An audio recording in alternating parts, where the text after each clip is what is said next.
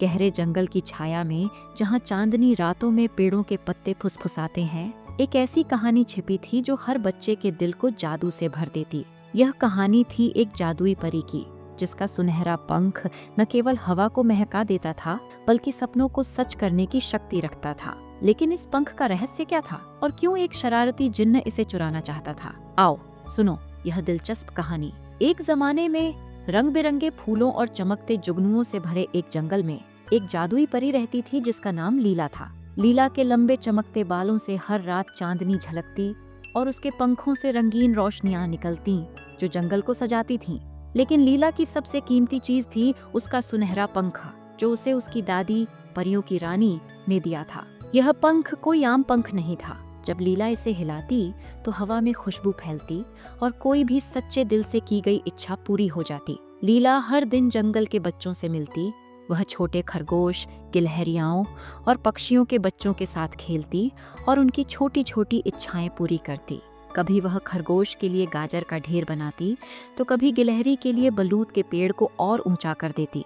जंगल के बच्चे लीला से बहुत प्यार करते थे क्योंकि वह हमेशा उनकी मदद करती थी। लेकिन हर कहानी में एक शरारती किरदार होता है और इस कहानी में वह था जिन्न बुलबुला।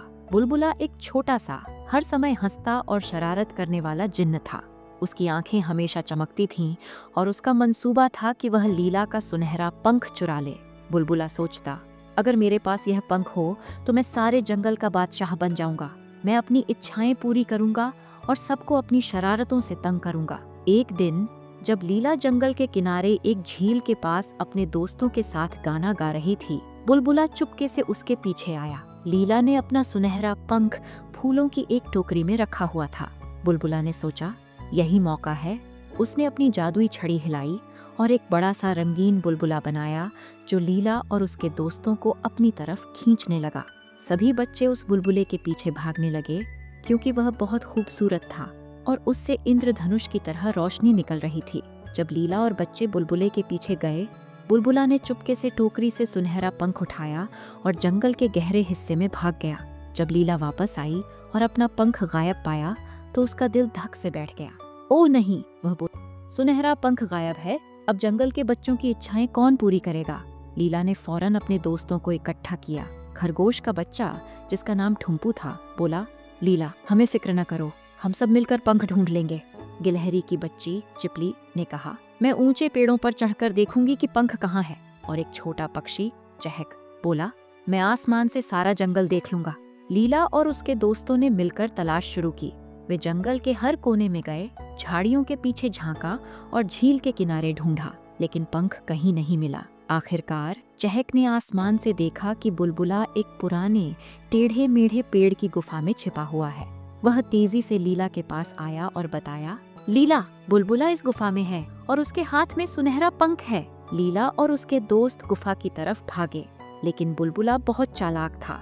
उसने गुफा के दरवाजे पर जादुई जाल बिछा दिया था जो हर आने वाले को सपनों की दुनिया में भटका देता था। लीला ने अपने दोस्तों से कहा, हमें होशियारी से काम लेना होगा। बुलबुला बहुत चालाक है, लेकिन हम सब मिलकर उससे ज्यादा होशियार हैं। ठुम्पू ने एक प्लान बनाया। वह बोला, मैं अपनी तेज रफ्तार से बुलबुला का ध्यान भटकाऊंगा। चिपली ने कहा, मैं पेड़ों पर चढ़कर उसके जादुई जाल को तोड़ दूंगी। और चहक ने कहा, मैं अपनी मीठी आवाज से बुलबुला को बहलाऊंगा। प्लान तैयार हुआ। ठुम्पू तेजी से गुफा के अंदर भागा और बुलबुला के सामने से गुजरकर उसका ध्यान भटकाने लगा। बुलबुला हंसकर बोला, अरे ये खरगोश कहाँ से आया? वह ठुम्पू के पीछे भागा और इसी दौरान चिपली ने पेड़ों पर चढ़कर जादुई जाल के तार तोड़ दिए। चहक ने अपनी मीठी आवाज में गाना शुरू किया, जिससे बुलबुला एक पल के लिए मंत्रमुग्ध हो गया। लीला ने मौका देखकर गुफा में दाखिल हुई और बुलबुला के हाथ से सुनहरा पंख छीन लिया।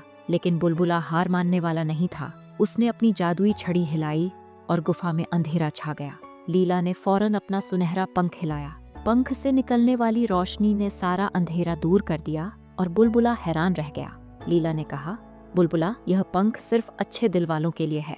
अगर तुम इसे शरारत के लिए इस्तेमाल करोगे तो यह तुम्हारे लिए काम नहीं करेगा। बुलबुला शर्मिंदा हुआ।